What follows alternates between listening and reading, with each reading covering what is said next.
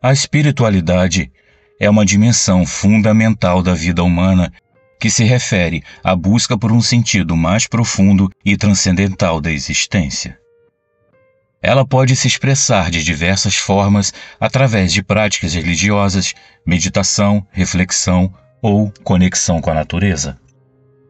Ela envolve a busca por uma conexão com algo maior do que nós mesmos, seja através da busca por uma conexão com uma divindade, com a natureza, com a comunidade ou com uma causa maior.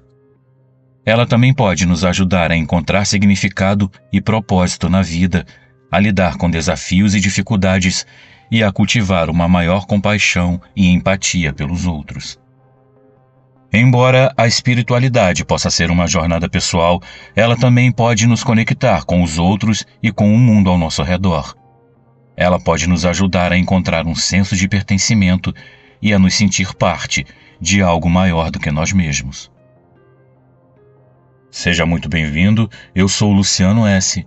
e esse é o canal Casos Sobrenaturais Reais.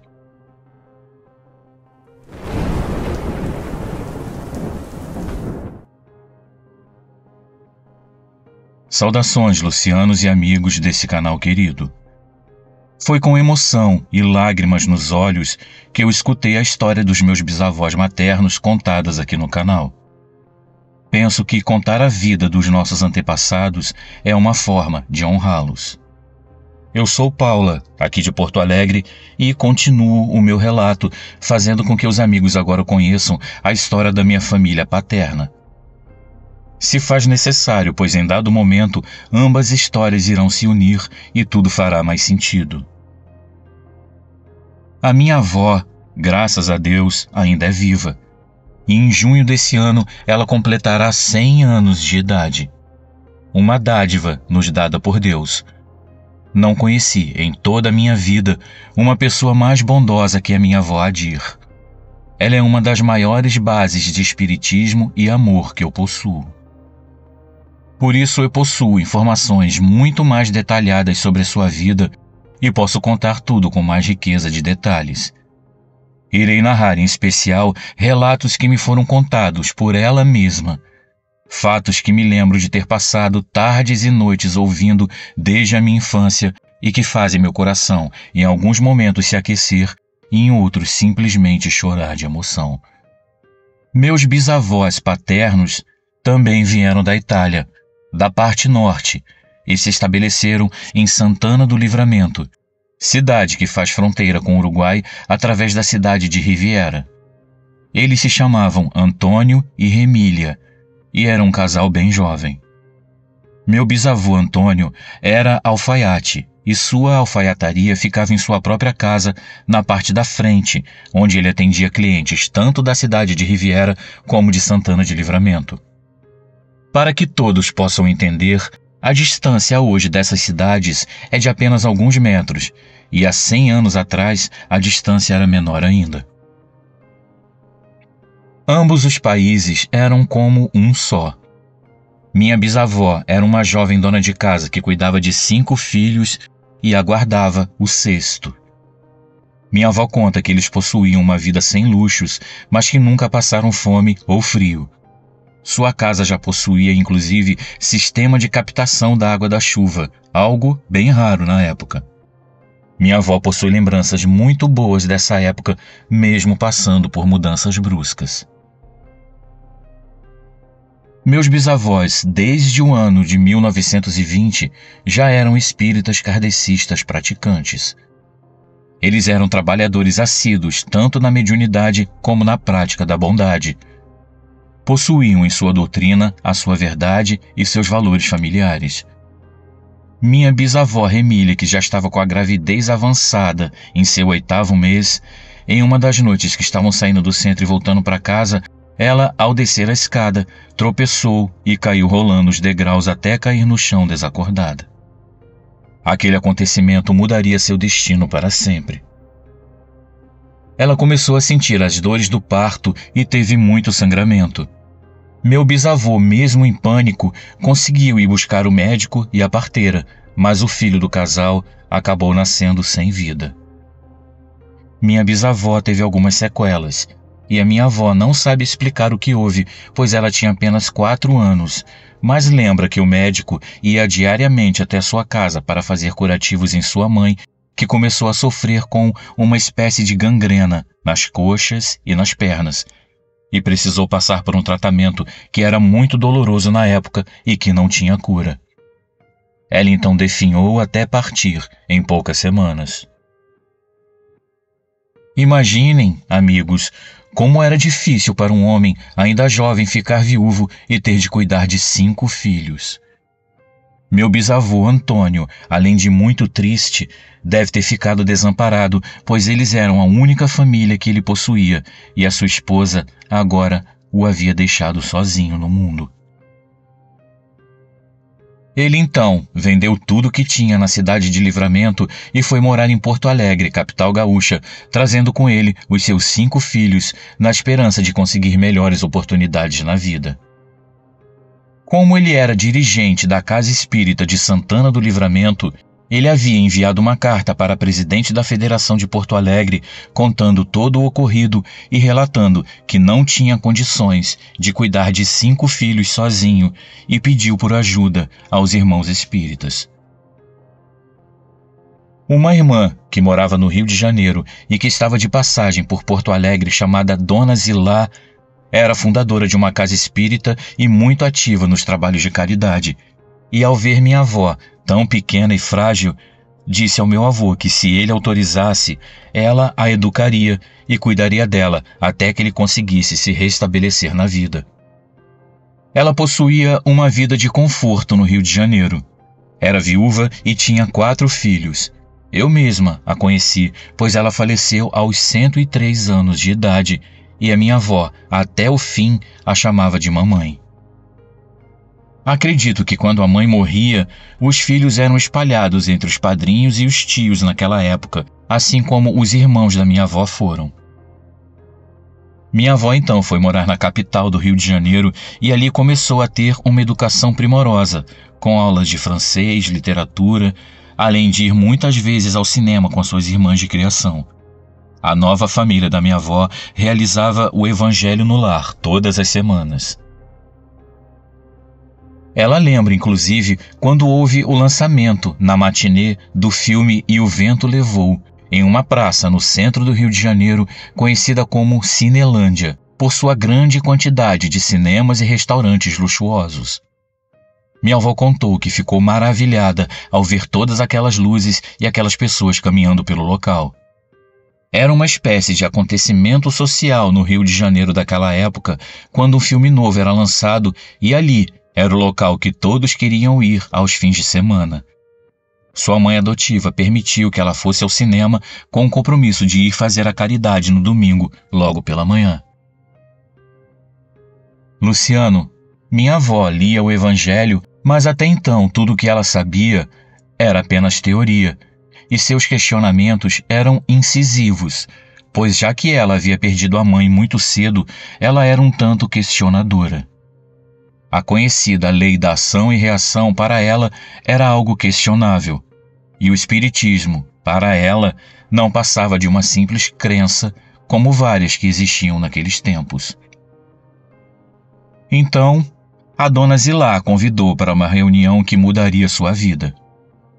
Todas as quartas-feiras em sua casa, ela reunia médiuns e estudiosos da doutrina espírita. Foi mais ou menos nessa época que o Chico Xavier começava a falar sobre a mediunidade e sua ação natural e no plano físico. Minha avó então conta que a sua mãe pediu para ela costurar uma roupa no corpo de um homem franzino e que os pontos ficassem bem apertados. Ela não entendeu muito bem, mas fez uma costura digna das aulas que havia recebido da Dona Zilá, logo deixando o homem sentado em um sofá bem confortável. As pessoas então foram chegando para a reunião e ela pôde ver que todos eram pessoas gentis e educadas e que se sentavam em um pequeno círculo. No canto esquerdo da pequena sala ficava uma vitrola e alguns discos, arrumados milimetricamente um sobre o outro. Todos puseram uma espécie de tecido luminoso em suas roupas, preso por um pequeno broche, ao se acomodarem. A janela foi fechada e as luzes apagadas, ficando uma luz muito fraca no ambiente. Um senhor fez uma linda prece, agradecendo a todos, tanto encarnados quanto desencarnados, por estarem ali reunidos naquele local. Depois agradeceu a Deus e ao plano espiritual. Minha avó olhava para sua mãe adotiva sem nada entender e ouviu quando a mãe dela sussurrou para que ela ficasse em prece e prestasse atenção a tudo que estava sendo dito. Alguns minutos então se passaram e a minha avó viu, e isso ela conta desde sempre, que do homem que ela havia costurado a roupa saía da sua boca e das narinas uma substância branca, quase etérea. Ela pensou que estava vendo coisas devido à escuridão e ao silêncio, e de repente ela viu um disco sair do envelope de papel sem que ninguém o tirasse dali, ser colocado na vitrola e uma música espanhola, estilo flamenca, tomar conta do ambiente. Luciano, a minha avó conta que viu aquela substância que havia saído da boca daquele homem se transformar. E logo ela pôde ver uma mulher com roupas típicas da Espanha dançando dentro do pequeno círculo, batendo as suas castanholas. Segundo a minha avó, era algo tão impressionante que a deixou em choque. Ela disse que podia sentir o vento que a saia da bailarina fazia em seu rosto e ouvir o som das castanholas que tilintavam no ar. Para uma mocinha de apenas 16 anos, aquilo era inacreditável. Mas ela conta que daquela espanhola emanava um calor bem suave e que de sua saia rodada emitia uma luz muito intensa cada vez que ela rodopiava. Como se fosse um filme, ela viu a espanhola se despedir e novamente outro disco foi colocado por uma força invisível e uma música italiana começou a soar no local e um homem se formou através do material que saía do médium desfalecido, que agora estava deitado na poltrona, doando o seu ectoplasma. Ela disse que esse homem cantava como um tenor. Ela disse que segurava a mão de sua mãe adotiva em lágrimas. Ela olhava para todos ao seu redor, sentados com aquele tecido brilhando em suas roupas, alguns em prece e outros em lágrimas. Minha avó foi testemunha das primeiras reuniões de materialização acontecidas no Rio de Janeiro. E acredito que seja por isso que ela até hoje tem uma fé inabalável no plano espiritual e na reencarnação. Como se não fosse o bastante, o último espírito que se materializou deixou em seu colo uma flor, na qual ela podia tocar e sentir em seus dedos. E o espírito a disse de forma clara: acredite, a sua mãe te ama. Minha avó então desabou em lágrimas, e ali ela entendeu que a morte não existe e que somos seres espirituais em uma experiência reencarnatória. Desde então, ela se tornou uma trabalhadora inabalável da doutrina espírita de Kardec e transformou a vida da minha família paterna, sempre contando suas vivências e compartilhando conosco as coisas que aprendia e descobria naquelas reuniões. Ela se casou com meu avô Ari, também filho de italianos católicos fervorosos, e o meu amado avô, um homem maravilhoso de amor e virtude sem igual, também se tornou espírita.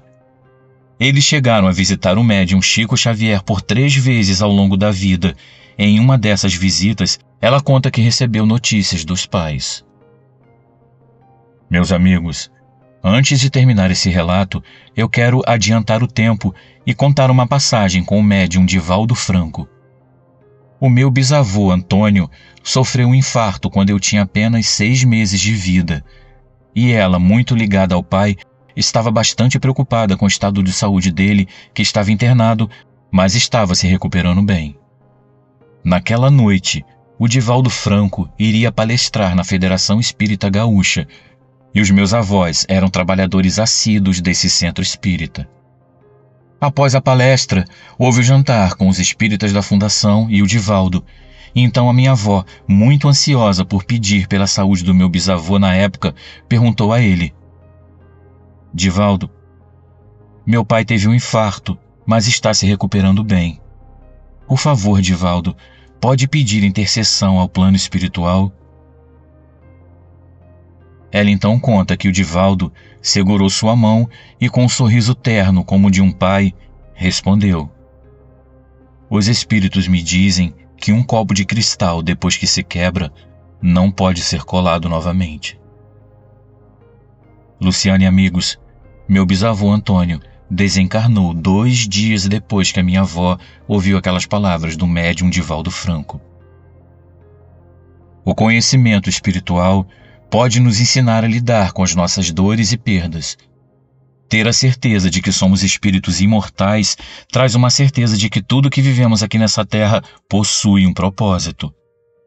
Minha avó, Adir, foi peça fundamental para que seu filho, meu pai e a minha mãe se casassem e compreendesse que todos nós possuímos laços eternos pela espiritualidade. Meus amigos, muito obrigada por me ouvirem até aqui. Eu seguirei contando os fatos da minha família e sua conjunção com a espiritualidade. Um grande abraço a todos e fiquem com Deus.